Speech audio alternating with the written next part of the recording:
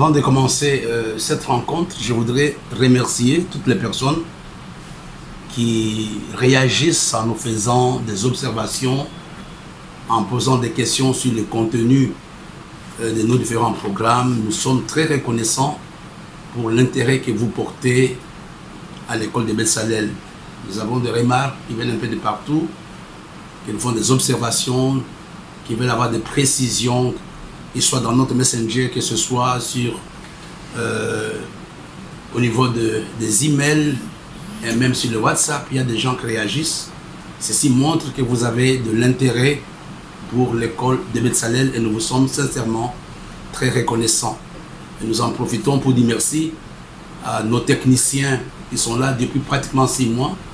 Nous pensons ici à l'ancien dauphin, nous pensons à Loïc et nous pensons à Barthélemy qui se donne beaucoup de peine pour pouvoir nous aider à travailler dans le cadre de l'école de Betsalel. Depuis le mardi, nous avons commencé un sous-chapitre donc de notre thème général, le prix pour gagner, et nous avons vu le sous-chapitre dont le titre était la réussite des athlètes. Et le mardi, j'avais parlé essentiellement des différentes valeurs. J'ai parlé de différentes valeurs le mardi et j'ai pu même avoir des réactions des gens qui m'ont posé la question en me disant « Bishop, c'est un bon enseignement, mais moi, je ne suis pas capable de pardonner, moi, je ne suis pas capable de faire ceci et cela. » Je sais que ce n'est pas facile, mais nous ne pouvons compter que sur la grâce de Dieu. Et je bénis Dieu pour ces hommes et ces femmes de Dieu qui ont un intérêt particulier à cette émission. Et le jeudi, il y a 2 jours, nous avons mis l'accent sur les qualités que nous devons observer quand nous sommes dans la course. Et nous allons continuer comme nous l'avons annoncé sur notre page. Nous continuons avec le même thème aujourd'hui, la réussite des athlètes.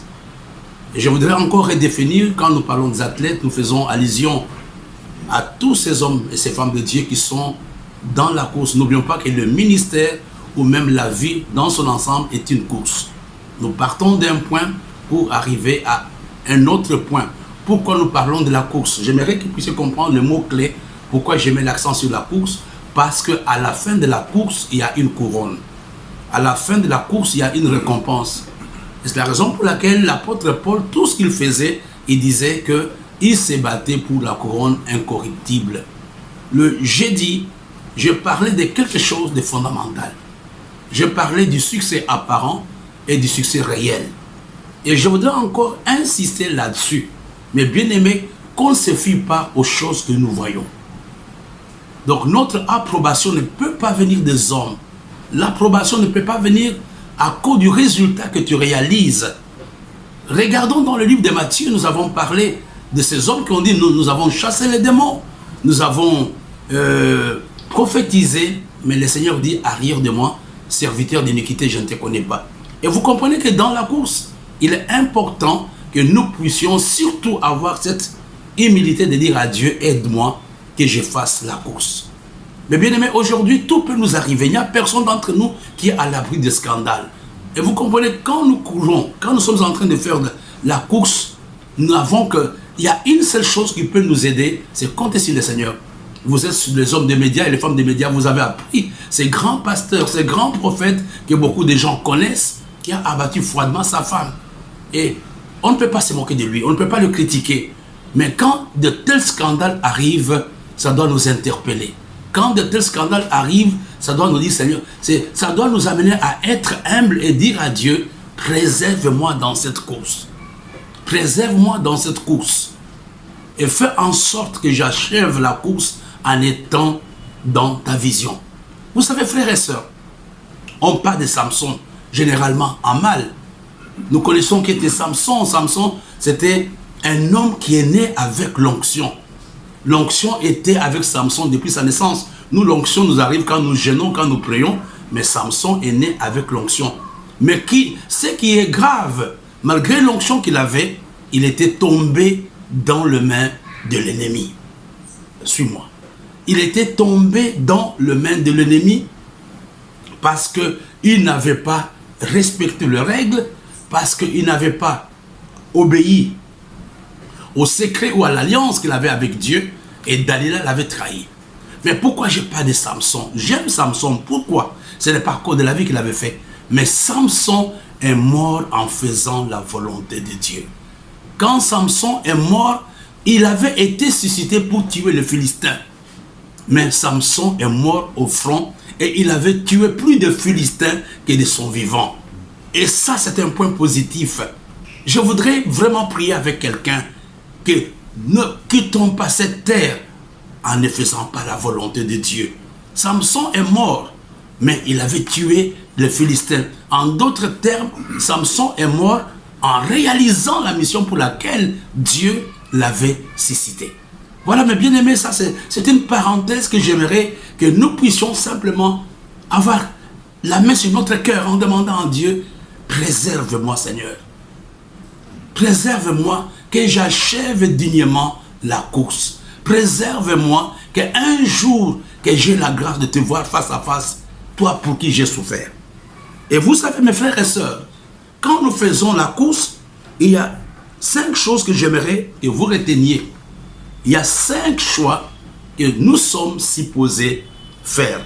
Et ça, c'est important que vous puissiez comprendre les 5 choix pour les hommes et les femmes qui réussissent. Pour les hommes et les femmes qui gagnent. N'oublions pas le titre, la réussite des athlètes. Et je suis en train de vous parler de quelque chose, les 5 choix que chaque athlète doit faire. Les 5 choix que chaque athlète doit faire. Je vous dis que le choix ici, ce n'est pas simplement pour l'église, c'est pour la vie dans son ensemble. Le premier choix, il faut choisir d'être particulier. C'est quoi? C'est oser s'individualiser. Ça veut dire quoi encore? Je vais parler en un français simple. Il faut que tu réalises que tu es particulier. Tu n'es pas comme les autres. Il y a quelque chose que Dieu a mis en toi qu'il n'a pas mis dans la vie des autres. Tu n'as pas à te comparer à quelqu'un. C'est à toi de choisir d'être toi ou de ne pas être toi. Moi, je suis Mawid, je suis enseignant. Je ne serai pas comme tel autre qui est enseignant. Le premier choix que tu dois faire, c'est dire, croire que tu es un homme ou une femme extraordinaire que Dieu a créé en te donnant des aptitudes que les autres n'ont pas. Ça revient à ce que j'ai dit il y a quelque temps, l'estime de soi. C'est à toi de choisir. C'est à toi de croire que tu es digne pour la course. C'est à toi de croire que tu es à la place où Dieu te veut. Tu n'es pas là par hasard. Je ne parle pas d'être orgueilleux, loin de là. Nous avons dénoncé le jeudi, le méfait de l'orgueil. Ici, je parle tout simplement mettre en tête que tu es particulier. Il y a des choses que Dieu a mises en toi. Quand toi tu meurs, il n'y aura pas un autre comme toi. Même les jumeaux n'ont pas le même ADN. Et vous comprenez, ça c'est le secret de la course. Savoir que je suis à la bonne place. Savoir que Dieu me fait confiance. Savoir que j'ai des aptitudes pour courir. Écoutez-moi bien-aimé, quand Dieu appelle Gédéon, Gédéon avait une mauvaise image de lui-même. Il dit que je suis le plus petit de la famille de Manassé. Mais qu'est-ce que Dieu va lui dire? Vaillant héros. Je voudrais que tu changes ta façon. Choisis aujourd'hui de croire que tu es important. Choisis aujourd'hui de croire que Dieu a mis en toi des aptitudes qui peuvent t'aider à réaliser dans la course. À réaliser la course. Et vous savez, beaucoup d'entre nous avons des problèmes parce que nous ne nous acceptons pas, parce que nous avons une mauvaise image de nous-mêmes. Il y a quelques années, mes bien-aimés, j'étais jeune pasteur. Je venais d'arriver à Douala. Je pense, c'était en 93 que j'étais arrivé à Douala la première fois. Je peux avoir la date. C'était, je pense, le 18 ou le 17 mai 1993 que je suis arrivé à Douala pour la première fois. Non pour m'établir à Douala, mais j'étais en mission. Et j'arrive, un pasteur de la ville, j'ai beaucoup de respect pour lui, m'invite dans son église pour faire les séminaires. Et j'étais content. Et j'ai commencé à faire les séminaires, je pense à partir de mercredi. J'ai travaillé mercredi, j'ai travaillé jeudi, j'ai travaillé vendredi. Et samedi, j'ai travaillé et je devrais boucler les séminaires dimanche. Mais qu'est-ce qui va se passer samedi? Un de ses amis qui était un homme de Dieu aussi, c'était un Européen, un Français, qui travaillait à l'OMS, est arrivé dans la ville. Et le pasteur qui m'avait invité m'appelle dans la nuit en disant, écoute, comme lui est arrivé, c'est un ami de longue date, toi tu vas seulement saluer l'église, mais tu ne dois pas prêcher. Donc lui va faire la conclusion. Je lui dis, il n'y a pas de problème. Et nous sommes partis, le matin il m'a pris, on est parti à l'hôtel Aqua Palace, on a mangé. Et nous avons pris notre petit déjeuner plutôt et nous sommes revenus à l'église. Et je suis entré, quand j'ai vu les blancs, tout ce qu'il était, mais j'ai un peu paniqué, j'ai dit, mais qu'est-ce que je peux dire? Il était là, les gens l'applaudissaient parce qu'ils le connaissaient, moi on ne me connaissait pas. Et à l'époque, j'avais la trentaine, je n'avais pas encore 40 ans à cette période-là.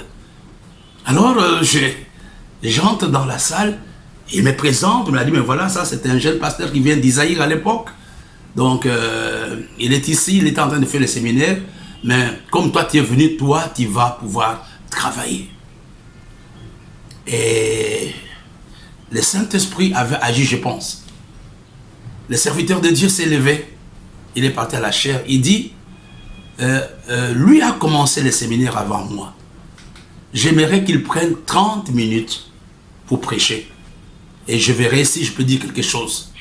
Je lui ai fait moi que j'ai dit non, non papa, toi tu peux prêcher. Il dit non, Dieu me dit fais 30 minutes et je viendrai après. Et je me suis levé. Et j'ai prié, j'ai paniqué, je me suis levé, je me suis mis à la chaire. Et l'église était pleine, à craquer. Et quand je me suis mis, je ne sais pas ce qui s'est passé. J'ai prêché en 25 minutes. Mon message était fini. J'ai fait l'appel. Toute l'église, sans exception, s'était levée. Et le serviteur de Dieu qui devrait prêcher arrive et il est monté à la chaire en disant, ça fait plusieurs années qu'il n'a pas écouté un tel message. Il n'avait plus rien à faire. Il ne pouvait rien ajouter, ni plus ni moins. Il m'a dit tout simplement, que Dieu te bénisse, homme de Dieu. Vous comprenez là, le premier secret, vous êtes particulier. Il y a des choses en vous sur lesquelles vous pouvez compter. Faites le choix aujourd'hui d'être vous ou de ne pas être vous. C'est à vous de faire le choix. Ayez une bonne image de vous-même. Savoir que vous avez une belle voix. Savoir que vous avez une bonne église. Savoir que vous êtes particulier. Peut-être les gens ne font pas la même chose que vous. Ou plutôt, vous ne faites pas la même chose que les autres. Mais cela ne vous diminue pas aux yeux de Dieu. Faites le choix d'être particulier. Faites le choix de savoir que Dieu vous a oint. C'est la même onction qui a été sur Paul qui se trouve sur toi. Mais c'est à toi. Vous savez que nous gagnons à cause de la foi. C'est croire que tu as une grâce. Croire que tu es important aux yeux de Dieu. Et si tu n'as pas cette vision, tu es déjà un homme déjà disqualifié. Le deuxième choix, savoir que c'est la course, mes bien-aimés, je ne fais pas la course pour le plaisir. La course est une responsabilité. Et vous savez, c'est ça les grands problèmes que nous avons aujourd'hui dans nos ministères. Nous pensons que nous travaillons peut-être pour occuper le temps. Nous travaillons peut-être pour savoir que je vais nourrir ma famille, mes bien-aimés. Quand vous avez une telle vision du ministère ou de la vie chrétienne, vous êtes en train de vous tromper. La vie chrétienne est une responsabilité. La vie chrétienne, le ministère, la course est une responsabilité. Quand je parle de la responsabilité, il y a dans ce mot responsabilité, il y a le respect, le sérieux. Et vous savez, nous échouons parce que nous ne prenons pas notre responsabilité. Crois que tu ne chantes pas parce que le pasteur t'a désigné. C'est une responsabilité. Tu es en train de servir le grand Dieu. C'est une responsabilité quand tu nettoies. C'est une responsabilité quand j'enregistre. Et des fois, nous enregistrons dans des conditions difficiles. Au moment où je parle, nous sommes sous la pluie. Les techniciens s'est mouillé pour venir. Parce que c'est une responsabilité que nous avons prise vis-à-vis de Dieu. Vous ne pouvez pas, mes bien-aimés, gagner dans la course si vous ne prenez pas au sérieux la chose que vous faites. Vous ne pouvez pas, vous ne pouvez pas. C'est une responsabilité. Il y a quelques années, j'étais dans le découragement. J'avais envie d'arrêter. J'avais envie de tout jeter. J'ai appelé mes pasteurs. Je leur ai dit, écoutez, je pense que je suis fatigué. J'ai envie de partir maintenant. J'ai envie de me retirer et de partir. Un des jeunes pasteurs qui était avec moi me pose la question. Il me dit, pasteur, si vous partez aujourd'hui, vous nous laissez dans quelles conditions? Avez-vous réussi ou vous avez échoué? Et cette parole, j'avais compris que j'avais la responsabilité. La course est une responsabilité. Le ministère est une responsabilité. Nous aurons des comptes à rendre au grand Dieu. Je ne fais pas des choses parce que j'ai envie de les faire.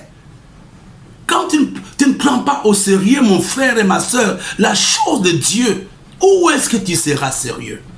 Et vous savez, les gens sont prêts à respecter les recommandations du chef de famille. Les gens sont prêts à respecter les recommandations du marabout, mais ils ont des problèmes pour respecter les recommandations de Dieu. La troisième chose, vous devez choisir, je suis en train de vous parler des choix positifs. Le premier choix, choisir de croire que tu es particulier ou de croire que tu ne l'es pas. C'est à toi de choisir. Le deuxième choix, savoir que ce n'est pas une blague, mais c'est une responsabilité. Le troisième choix, c'est choisir de passer à l'action ou de rester à la même place. Et vous savez, il y a des gens qui n'ont jamais choisi l'action. L'action est un choix. Il n'y a personne qui te demandera de venir. Tout à l'heure, bon, il pleut, je voulais même appeler les techniciens en disant, mais comme il pleut, ne viens pas. Mais lui, il a choisi l'action. Il est venu et nous sommes en train de présenter cette émission. Et vous comprenez, la course est une question de choix. Est une question de choix. J'aimerais que tu comprennes cela. J'ai choisi de travailler ou j'ai choisi de m'asseoir. J'ai choisi d'attendre le moment favorable ou j'ai choisi de regarder au nuage ou j'ai choisi de me mettre même quand il y a la pluie. C'est à toi. Tu comprends que la course est un choix. La course, c'est apprendre à oser. C'est prendre à oser. Je suis arrivé au Cameroun, je ne connaissais personne. C'est une question de choix. À toi de choisir aujourd'hui, de passer à l'action ou d'attendre que tu sois vraiment bien où tu es, ou d'attendre que tu parles en langue, ou d'attendre que tu puisses avoir des millions pour faire la croisade. Non, mon frère, l'action est un choix. La course est un choix. À toi de choisir aujourd'hui. Je vais passer à l'action ou je vais attendre. Un jour, Jésus arrive devant la tombe de Lazare. Il dit, je vais opérer les miracles. Les gens qui étaient là, il dit, ça fait longtemps qu'il est mort, il sent déjà. Et puis Jésus leur dit, ôtez la pierre. C'était un choix. Soit ils enlevaient la pierre, soit ils refusaient de l'enlever. Et je voudrais dire à quelqu'un aujourd'hui qui est en train d'hésiter, de se mettre à l'action. Non, parce que le temps n'est pas bon. Il y a la pandémie, on ne peut pas faire ce programme. Mon frère et ma soeur, la plupart des choses que tu es en train de présenter, ce sont les armes que le diable, ou les outils du diable qu'il utilise pour t'empêcher de gagner la course. Le quatrième choix que tu dois faire, c'est de te dire, je refuse aujourd'hui de me soumettre aux excuses. Faire le choix de me justifier ou faire le choix de travailler. Il y a toute une liste que je peux te montrer. Et nous n'avons pas tout le matériel, nous avons le choix de dire, attendons que nous ayons le bon matériel. Non, mon frère, aujourd'hui, choisis de dire non aux excuses. Il n'y a pas de lion dehors, il ne fait pas froid dehors. À toi de choisir. Est-ce que je me mets à l'action ou j'attends que je sois prêt? Je vous dis, frères et sœurs, j'ai trouvé beaucoup d'excuses au mois de mars. C'est mon fils, l'ancien dauphin, qui m'a encouragé. Je ne voulais pas. Il m'a dit pendant ce temps, faisons des émissions. Je l'ai tourné. Quand je prenais rendez-vous, je l'appelais, j'ai dit que non, ne viens pas. Bon, je ne me sens pas bien, j'ai mal à la tête, ainsi de suite. Mais il fallait un jour choisir de passer à l'action. Le quatrième choix que tu dois faire, c'est de dire, je ne veux pas avoir une vie d'excuses. Je ne vais pas avoir une vie d'excuses. Ça, c'est un choix de quelqu'un qui gagne. Même s'il est question de boiter, même s'il est question, j'ai choisi aujourd'hui. Il y a quelques années, j'étais jeune, je ne voulais pas aller à l'école à cause du réveillon plutôt. Je simulais une maladie avec l'accord de ma mère. J'ai dit à ma mère, je ne vais pas rater le réveillon, il faut que j'assiste. Ma mère a dit non, on va arranger ça. Et il m'a dit, fais les malades. J'ai fait les malades. Quand papa est arrivé, je lui ai dit, bon, moi je suis malade, je chauffe, je ne peux pas partir. Il m'a dit non, Floribert, demain tu dois aller à l'école, tu dois prendre le train pour rentrer à l'école. J'ai dit à maman, papa n'a pas pitié, maman est venue en pleurant, c'est ton fils unique, comment tu peux le laisser partir? Le papa a dit quelque chose, il dit, je préfère qu'il meure à l'école au lieu de mourir ici à la maison. Il va partir malade, s'il est question de mourir, qu'il meure en étant à l'internat et non en restant ici. La vie est un choix. Ne trouve pas d'excuses pour ne pas servir. Et les excuses, mes bien-aimés, ce sont des armes entre les mains du diable. Non, tu n'es pas prêt pour travailler. Tu n'as pas l'argent. Tu n'as pas mangé. Le temps n'est pas bon. Il pleut énormément à Douala. Non, il y a encore la pandémie. Reste dans ta petite maison. La vie est une question de choix. Le cinquième choix, choisis de servir au lieu de t'accrocher aux excuses. Et le dernier choix qui est très important, tu ne sers pas un homme, choisis soit de te servir ou choisis de servir Dieu. Vous savez, le problème que nous avons, il y a très peu de gens, je vais vous expliquer un tout petit peu, pourquoi beaucoup de gens ont des problèmes dans l'église. Pourquoi beaucoup de gens ne travaillent pas normalement? C'est parce que pour eux, ils rendent service au pasteur. Pour eux, ils rendent service aux brebis. Mais choisis de dire, je ne suis pas en train de servir un homme, je suis en train de servir Dieu. À toi de choisir. Quand tu penses que tu rends service à un homme, tu vas t'arrêter, tu vas quitter l'église.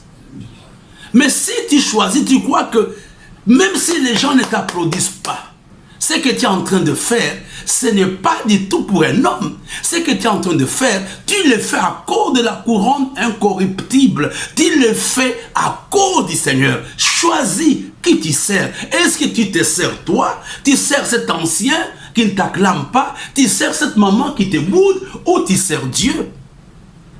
À toi de choisir aujourd'hui. 5 choix positifs pour les hommes et les femmes qui gagnent. Je vais terminer cette partie. Mes frères et sœurs, aujourd'hui j'introduis, nous allons continuer le mardi, par la grâce de Dieu. Le mardi, nous allons continuer notre enseignement. Je vous ai parlé de 5 choix positifs, mais je vais vous donner, pour terminer cette partie, je vais vous donner des 5 choses qui influencent la réussite. Aujourd'hui j'introduis, mais les mardis, j'entrerai dans le vif du sujet. Et il y a 5 grandes choses que chaque athlète doit connaître. Je suis en train de terminer. La première chose qui influence ta réussite, je t'ai parlé des choix. Maintenant, je te parle des choses qui influencent ta réussite. La première chose, c'est l'attitude. Personne ne peut réussir. Nous allons voir cela en détail le mardi. C'est d'abord, vous allez noter, c'est l'attitude détermine ton choix. Détermine ta réussite ou ta victoire. Quand tu as une bonne attitude, écoutez mes bien-aimés, si David a pu tuer Goliath, il avait une bonne attitude, mais les autres n'avaient pas une bonne attitude. Si Josué et Caleb ont pu avoir l'approbation de Dieu, c'était à cause de leur attitude. La première chose qui influence la réussite d'un athlète, c'est l'attitude. Et la deuxième, c'est la confiance. La confiance en quoi? La confiance dans ce que tu fais. Tu dois connaître ce que tu fais. Un de mes fils me disait, Bishop, oui, il m'appelle Daddy, écoute, si aujourd'hui je m'accroche, c'est à cause de ton attitude. Je vois que tu crois dans ce que tu fais. Si tu ne crois pas dans ce que toi tu fais, les gens autour de toi ne vont pas croire. Il faut avoir confiance dans ce que tu fais. Premier point, l'attitude. Deuxième point, la confiance. Et le troisième point, c'est l'engagement. Vous savez, il y a des gens qui ont de bonnes idées, qui ont la grâce, mais qui ne sont pas engagés. Quand l'église n'est pas engagée, quand le pasteur n'est pas engagé, il n'y aura pas de succès. L'engagement, c'est mettre mon meilleur dans la chose que je suis en train de faire pour que la chose aboutisse. L'engagement. S'il n'y a pas d'engagement, il n'y aura pas de résultat. Je n'ai pas dit que tu n'as pas de vision, tu as une vision. Je n'ai pas dit que tu n'as pas l'onction, tu as l'onction. Mais ce qui te manque, tu n'es pas engagé dans ce que tu fais. Et le quatrième point, il faut être un homme de rêve. Il faut avoir le rêve. Donc le rêve, c'est une représentation mentale de ce que tu attends de Dieu, de ce que tu... Moi, j'ai le rêve par rapport à l'école de Beth-Salel. Avoir de bons instruments, avoir de bons livres, avoir de bons techniciens. Je suis même en train de parler avec quelqu'un qui peut commencer à nous envoyer les émissions en anglais. Il faut rêver. Les hommes et les femmes qui réussissent, ce sont des hommes et des femmes qui ont des rêves. Est-ce que tu as un rêve pour ton ministère? Est-ce que tu as un rêve pour ton futur? À quoi tu penses? C'est le rêve qui t'amène ce que j'appelle l'ambition spirituelle. C'est le rêve qui l'amène. Et le dernier point pour terminer, le dernier point qui influence la réussite, c'est l'enthousiasme. Aïe. C'est l'enthousiasme. Vous savez, l'enthousiasme, c'est communique. Et quand tu es dans une équipe où les gens ne sont pas enthousiastes, tu ne réussiras pas. Moi, j'aime mon équipe, la petite équipe que j'ai. Et des fois, je n'ai pas envie de faire quelque chose. Je vois qu'ils sont enthousiasmés. Ils me disent, demain, nous viendrons, on va enregistrer. Demain, nous ferons ceci, nous ferons cela. L'enthousiasme est une chose qui apporte la réussite dans la vie de l'athlète. 5 points. L'attitude, la confiance, l'engagement, le rêve et l'enthousiasme. Ça a été un plaisir d'être avec vous. Donc, ce jour ici, c'est aujourd'hui la fin de la semaine. J'ai été vraiment content d'être avec vous pour cette sous-section, la réussite des athlètes. Je pense que Dieu a béni quelqu'un au travers du message de ce matin. N'oublions pas notre opération, l'impression des livres et le renouvellement de tout le matériel que nous avons. Nous n'avons même pas le matériel, mais nous comptons sur quelqu'un qui peut nous suivre en direct ou même en différé. Si Dieu te met à cœur de nous aider avec une caméra, avec un bon téléphone, avec des projecteurs, n'hésite pas. Nous avons les adresses en dessous de l'écran. Nous avons Orange Money, Mobile Money, nous avons le PayPal et nous avons le compte bancaire qui sont affichés en dessous de votre écran. Nous avons promis il y a quelques temps, nous n'avons pas promis, nous avons annoncé que nous allons reprendre les activités académiques. Ce sont des structures bien précises. Nous avons la SAI University, nous avons commencé les inscriptions. Nous avons la FTSA, nous avons 2 filières. Nous avons le leadership et l'éducation chrétienne et nous avons l'école de préparation au ministère. Vous pouvez, l'école Tyrannus, vous pouvez déjà nous contacter. Vous avez les adresses des pasteurs, vous pouvez les contacter, vous inscrire ou prendre des renseignements. Nous pensons que par la grâce de Dieu, si tout marche bien, le 12 octobre, nous allons commencer le cours. Que ce soit dans la salle ou encore en ligne. Ayez un très bon week-end. Tout à l'heure, à midi, nous avons la Sainte Seine. Demain dimanche, on a 3 cultes. À 8 h, nous avons le pain des champions. À 10 h, nous avons le premier message. Et à midi, nous avons le dernier message. Je bénis tous mes amis qui me suivent et je suis reconnaissant à mon mentor, le docteur Charles Rogers, qui suit toutes nos émissions. Nous sommes très reconnaissants pour tous ces encouragements et nous les portons dans nos prières. Tous mes amis qui sont à Libreville, au Bénin, en France, au Congo, que Dieu vous bénisse. Amen. You fill my heart with so much peace and joy.